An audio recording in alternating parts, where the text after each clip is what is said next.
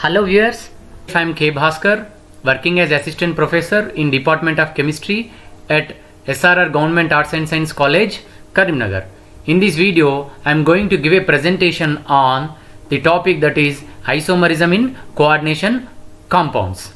Right? If you look at this slide, these are the learning outcomes.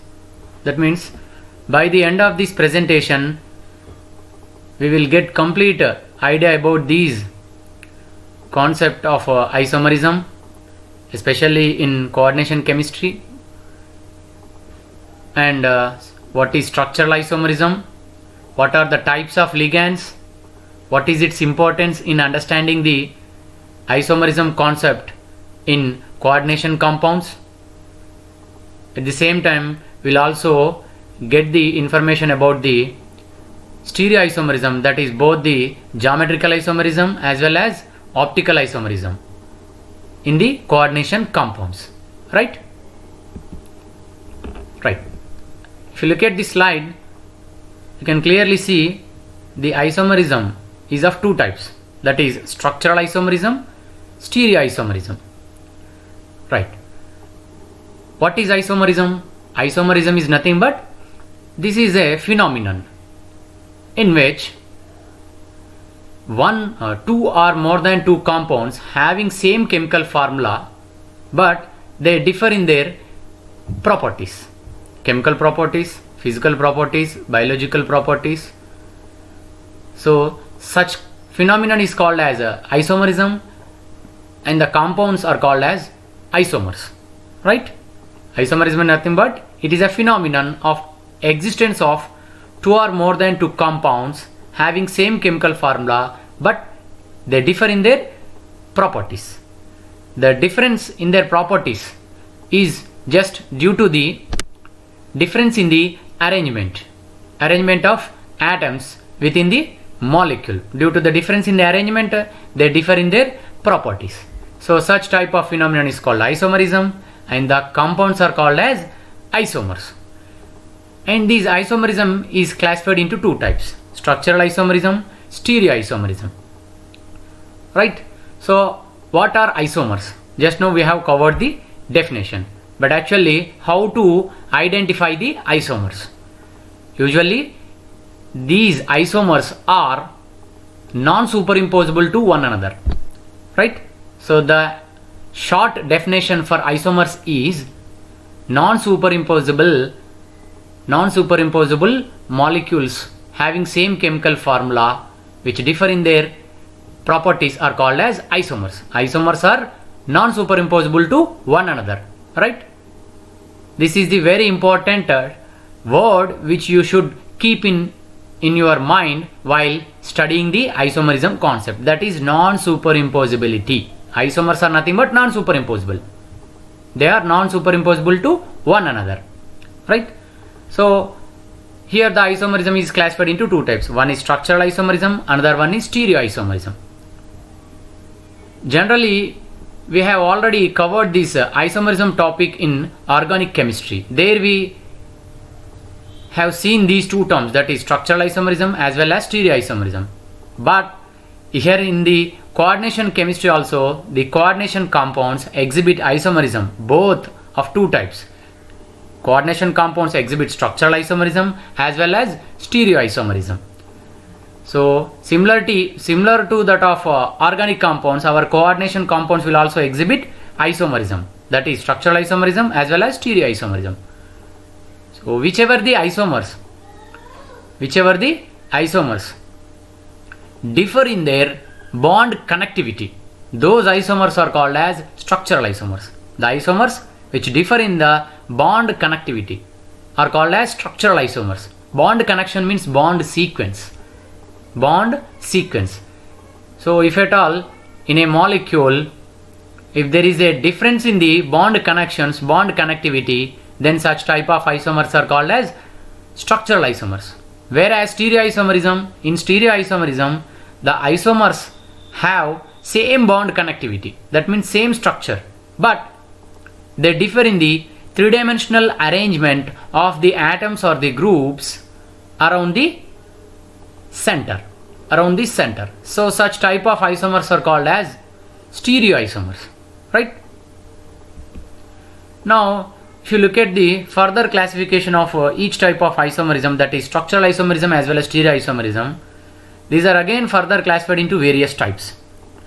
You can see in the slide clearly the coordination compounds exhibit overall 6 type of structural isomerisms, that is ionization isomerism, hydrated isomerism, coordination isomerism, coordination position isomerism, linkage isomerism, ligand isomerism.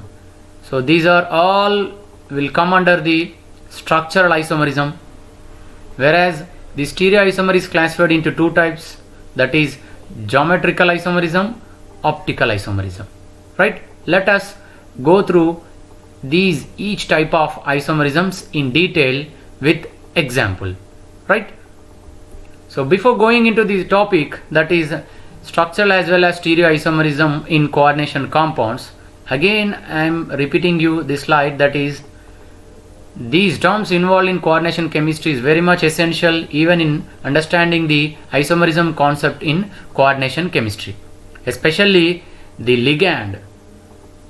One must have clear idea about the ligand, that means classification of ligands, everything with respect to the ligand is very much essential in understanding the concept of isomerism in coordination compounds. So what do you know about the types of ligands? Here I am not emphasizing the type of ligands based on the charge. I am not emphasizing the types of ligands based on the denticity. Here there is one another type of classification of ligands, that is you can see in the next slide. So the types of ligands you can see in the picture, we are having 6 types of ligands, that is chelator ligand, bridged ligand, ambidentate ligand, pi accepting ligand, pi electron ligand, fluxidentative ligand. If you know the concept of classification of ligands, this type of classification, then you can clearly understand the concept of isomerism very easily. So before going into the topic of the isomerism in coordination compounds, let us understand what are these types of ligands, how to identify the ligands, and which ligand will come under which type of ligand, right? Move on to the next slide. You can see here chelator type of ligand. Generally polydentate ligands with denticity 2 or more than 2 will come under this type of category. So these polydentate ligands have more than one donor atom sites in it. They simultaneously donate more than one lone pair of electrons to the metal and form the ring around the metal. So such type of ligands which form the cyclic ring by connecting with the metal, such type of ligands are called as chelator ligands. Move on to the next slide. You can see here bridged ligand. You can see here OH, hydroxy ligand. This is the bridged ligand. So certain ligands are capable of forming 2 sigma bonds with the 2 metal atoms in a complex. Such type of ligands are called as bridged ligands. Here hydroxy ligand, you can see it has formed 2 sigma bonds with the 2 cobalt metal atoms in a same complex. Such type of ligand is called as bridged ligand. It acts as a bridge between the 2 metal atoms in a complex. If you move on to the next slide, this is of ambidentative ligand. You can see here example I have taken here is nitro ligand, NO2. So NO2 exists as in 2 isomeric forms, that is nitro form, another one is nitrito form. In the first image you can see the metal is connected to the nitrogen atom of the nitro ligand. In the second one you can see here the metal is connected to the oxygen atom of the nitrito ligand. Both are having same chemical formula. In both of these 2 examples you can see here NO2, NO2. Both are having same chemical formula, but in these 2 examples, if you can see here in the first example, the nitrogen atom is connected to the metal. In the second example, the oxygen atom is connected to the metal. So you can define the ambidentative ligands in a easy way, that monodentative ligands having more than one donor atom sites in them will act as a ambidentative ligand, right? So here NO2 ligand is a monodentate ligand. That means it will form only one bond with the metal atom. Its denticity is 1. But here this ligand is having two donor atom sites in it. One is nitrogen atom, another one is oxygen atom. So this ligand can form bond from nitrogen atom side, or it can form bond from the oxygen atom side. In this ligand, it is having two donor atoms in it. This ligand can form bond from nitrogen side or from oxygen side. So such type of monodentative ligand having more than one donor atom side in them will act as a ambidentative ligand. Another example you can see cyano-CN. In this ligand, both the carbon will act as a donor atom as well as nitrogen atom will also act as a donor atom. So in that ligand, if carbon is forming bond, then such type of ligand is called as cyano. If the nitrogen is donating the electron pair to the metal, such is called as isocyano. So that will come under ambidentative ligand. In this next slide you can see here pi accepting ligands. Certain ligands, they not only donate the electron pair to the metal, but also they accept the electron pair back from the metal. This is due to the presence of empty pi star orbitals in them. If you see here carbonyl ligand, what it will do, you can see in the image clearly, it has donated the electron pair to the empty orbital of the ligand and it has formed the sigma bond. But you can see here in this carbonyl is having pi bonds in them. So in this carbonyl ligand, it has pi star empty orbitals in it, which can accept the electron pairs from the fully filled d orbitals on the metal atom. So that means in this we are having two bonds between the metal and carbonyl ligand. One is sigma bond, which is due to the donation of electron pair from the carbonyl ligand to the empty orbital of the metal, and second one is pi bond, that is back pi bond. We call it as a back pi bond, which is formed due to the back donation of d electrons from the metal to the empty orbitals on the carbonyl ligand. So in this there is a double bond between the metal and ligand. Here the bond length between the metal and ligand is very short and the strength will be very maximum. So such type of ligands are called as pi accepting ligands. They not only donate the electron pairs to the metal but also accepts the electrons from the metal. Such type of ligands are called as pi accepting ligands. The examples for pi accepting ligands are carbonyl, nitrosyl, triphenylphosphine, bipyridine, nitrosyl. So these compounds, ethylene will also come under this pi accepting ligand. So these type of ligands which accept the electrons and which form pi bonds with the metal are called as pi accepting ligands. Usually these type of ligands will have empty orbitals in them. And coming to the next type of ligand, that is pi electron ligand. In this you can see here cyclopentadienyl anion, cyclopentadienyl ring. The iron atom is sandwiched between the two cyclopentadienyl rings. So in this cyclopentadienyl does not have lone pairs. but they form bonding with the metal, and accordingly they will form complexes. So such type of complex here you can see in the image, this is called as ferrocene. So this ferrocene is also called as metallocene. So these are the complexes in which a metal atom is sandwiched between the two rings, two planar rings. One is above the metal, another one is below the metal. You can see here it look like a sandwich compound in which a metal is bounded to the two planar molecules of cyclopentadienyl above and below the plane of the metal. Here these cyclopentadienyl is a ligand. It does not have lone pair of electrons, but it will form the coordinate covalent bond with the metal by donating the pi electrons which are involved in the ring. So whichever the ligands donate its pi electrons to the metal and form complex are called as pi electron ligands.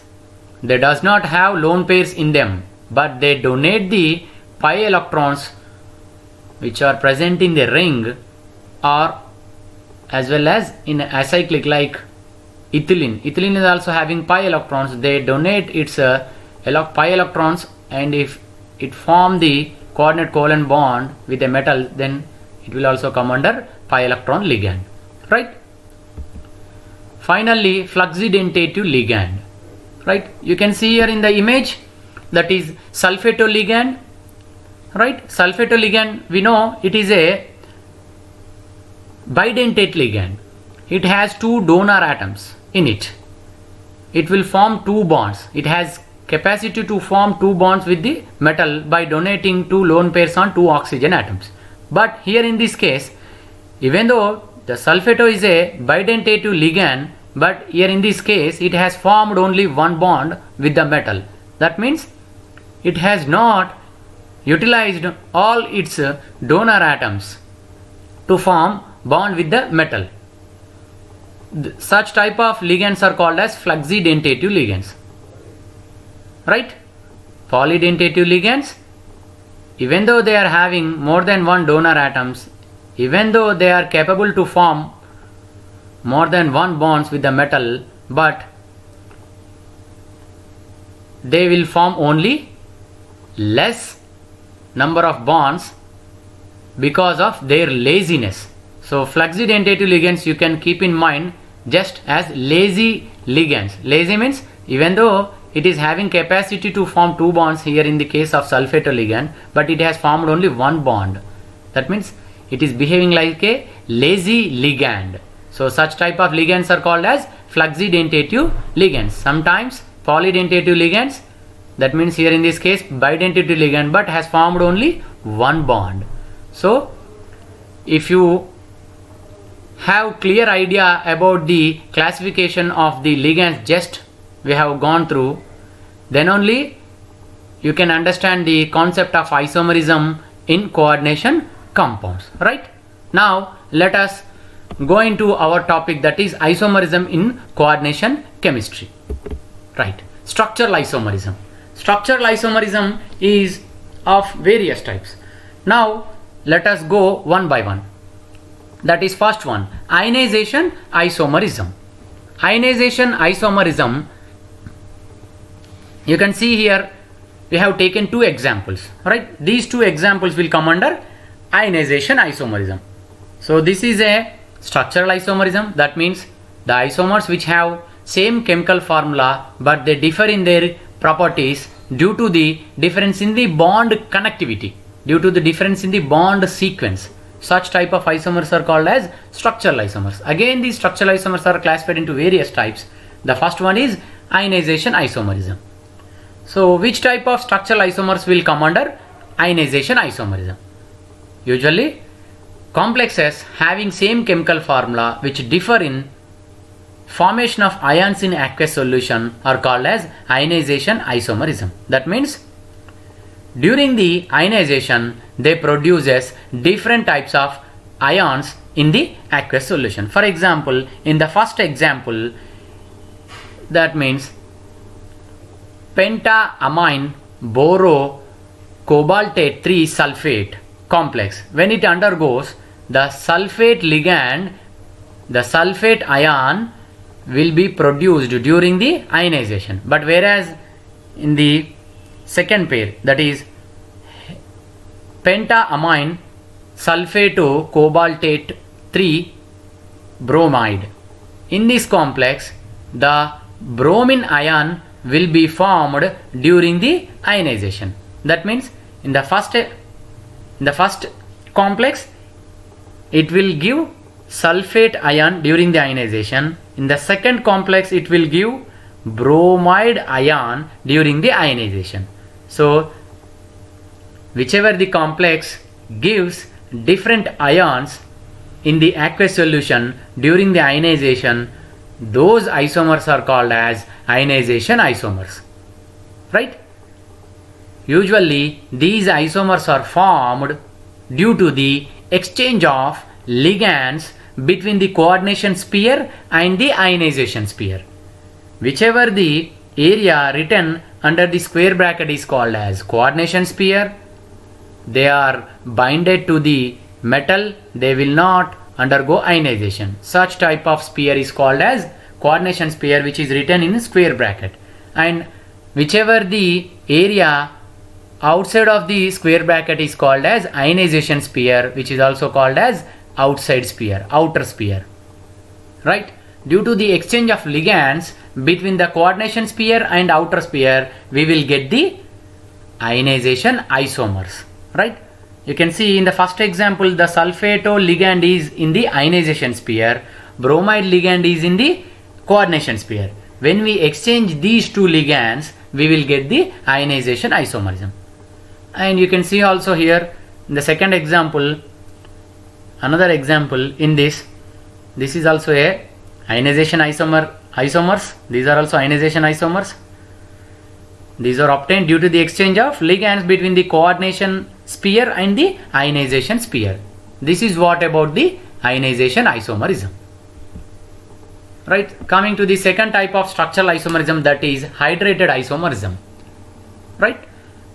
The complex compounds which are having same chemical formula, which differ in the number of aqua ligands, that means number of water ligands, differ between the coordination sphere and the outer sphere, right? Such type of isomers are called as hydrated isomers. This isomerism is due to the exchange of negative ligands with the water ligands, that means aqua ligands, between the coordination and outer sphere, right?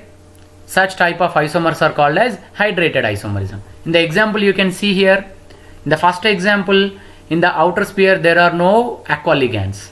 All the 6 ligands are in the coordination sphere. If you see the next complex, we are having one aqua ligand in the outer sphere and 5 aqua ligands in the coordination sphere.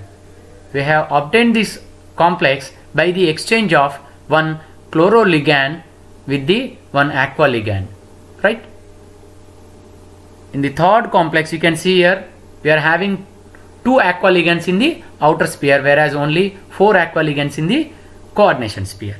So this type of isomerism, due to the exchange of negative ligands with the aqua ligands in between the coordination sphere and the outer sphere, are called as hydrated isomerism. The term itself indicates hydrated. Hydrated means water. Due to the exchange of aqua ligands between the coordination and the outer sphere, we will get these hydrated isomers.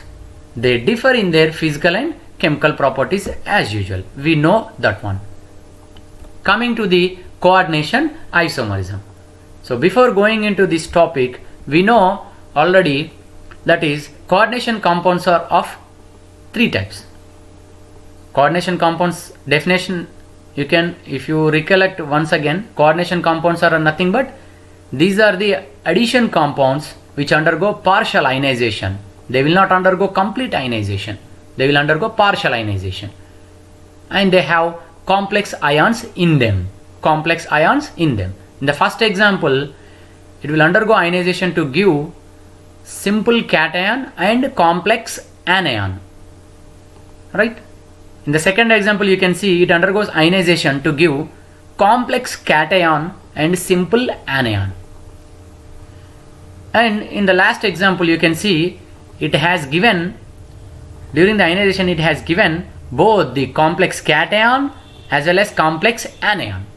So totally coordination compounds are of three types: complexes with simple cation and complex anion, or the complexes with complex cation and simple anion, and the last one is both the compound will have complex cation and complex anion. So the last one you can see here, this is an example of complex compound having complex cation and complex anion. So such type of complexes which are carrying complex cation and complex anion in them will exhibit this coordination isomerism, right?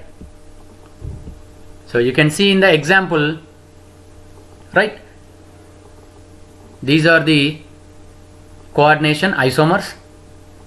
They have both complex cation and complex anion in them. Such type of complexes only exhibit coordination isomerism, right? These coordination isomers are obtained due to the exchange of ligands between the coordination spheres, right? Such type of isomers are called coordination isomerism. The isomers which are obtained due to the exchange of ligands between the coordination spheres are called as coordination isomers. These are exhibited by the complexes having both the complex cation and complex anion. You can see here in the first example, the amine ligands are in the connection with the chromium metal, but whereas in the second complex, the amine ligands are in connection with the cobalt metal, right? The next one is coordination position isomerism, right? Usually bridged complexes exhibit this type of isomerism. What are bridged complexes? Bridged complexes are nothing but the complexes in which a ligand will form two sigma bonds with the two metal atoms and act as a bridge between the two metal atoms within a complex. Such type of ligand is called as bridged ligand, and such type of complex is called as bridged complex. You can see here the hydroxy ligand, two hydroxy ligands are formed simultaneously, two sigma bonds with the two cobalt metal atoms. So here the hydroxy is a bridged ligand and the complex is a bridged complex. Such type of bridged complexes only exhibit this coordination position isomerism. Usually in this isomerism there is a exchange of ligands from one side to the other side, right? Here you can see at the left side of the complex there are four amines at the right side of the cobalt metal and two amines, two chloro ligands at the left side of the cobalt metal. But whereas at the right side of the complex we are having three amines and chloro ligand on both sides of the metal atoms. Because of the exchange of the ligands only we will get these isomers, right? Such type of isomers are called as coordination position isomerism. The first one is a asymmetric, the second is the symmetric type. If you see the symmetry, the second one is symmetric, first one is asymmetric. Linkage isomerism, right? We have already seen the ambidentate ligands, right? What are ambidentate ligands? These are the monodentate ligands having more than one donor atom sites in it. That means a monodentate ligand, either it will form the bond from one donor atom or it can form the bond from the other donor atom. For example, thiosulfate thiosulfato. It is a monodentate ligand, but it is having two donor atoms in it. It can form bond with the metal by utilizing sulfur atom or the oxygen atom, right? So such type of ligands are called as ambidentate ligands, right? Complex compounds which are carrying ambidentate ligands will exhibit this linkage isomerism. The term itself indicates linkage. There is a difference in the linked atom of the ligand. There is a difference in the linkage of the same ligand by involving the different donor atom.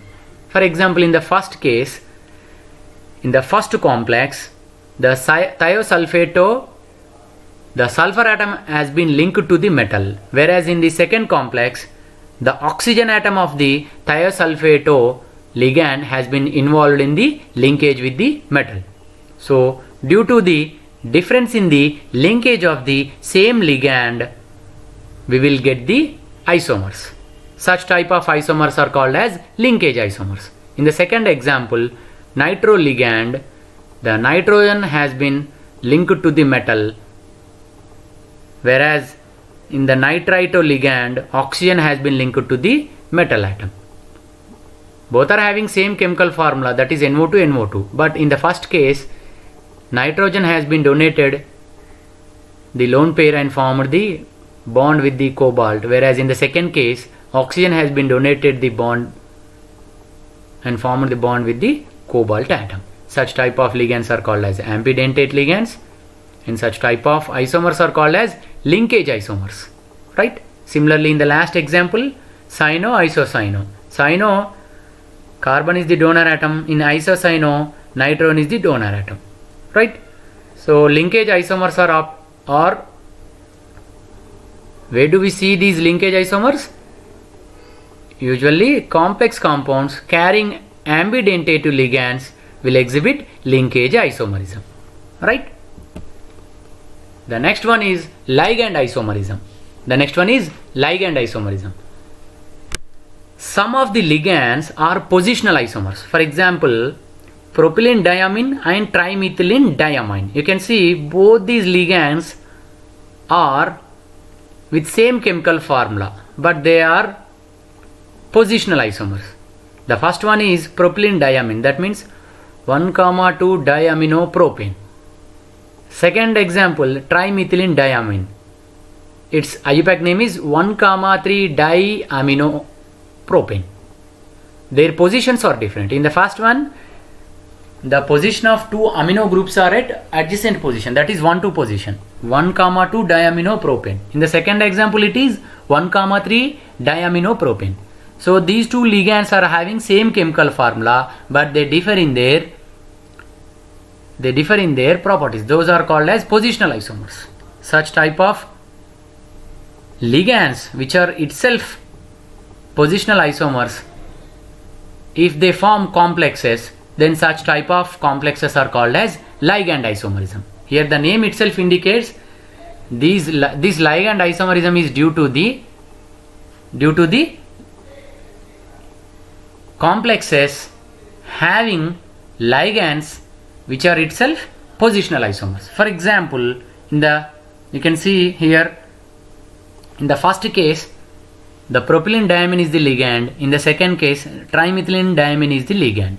Both the complexes are having same chemical formula, but here the difference in the structure is due to the ligand isomerism. Here the ligands themselves are the positional isomers. Such type of complexes are called as ligand isomers, right? Okay. Move on to the next slide. At the end, let us try to summarize what just we have learned in this presentation about the isomerism in coordination compounds. If you recollect the presentation, we can summarize that similar to the organic compounds, our coordination compounds will also exhibit various types of isomerism. Our complexes exhibit both the structural isomerism as well as stereoisomerism, right? Structural means we have discussed 5 types of structural isomerism, that is ionization, hydrated, coordination, coordination position, linkage, ligand isomerism. These all will come under structural isomerism. We have covered all the type of structural isomers with examples. As well, in this video we have covered the types of ligands and its importance in understanding the isomerism in coordination compounds. Types of ligands means chelator ligand, right? As well as flexidentate ligand, pi accepting ligand, pi electron ligand, ambidentate ligand, bridged ligand, right? We have covered various types of ligands and their importance in understanding the structural isomerism in coordination compounds. Right? In the next video, let us complete the stereoisomerism in coordination compounds. Right? Now I think you are feeling comfort with the structural isomerism in coordination compounds, just what coordination compounds, right? At the end, I am thankful to you for going through the video presentation. And last but not least, here is a proverb for you, that is, nurture the nature for the future. Thank you.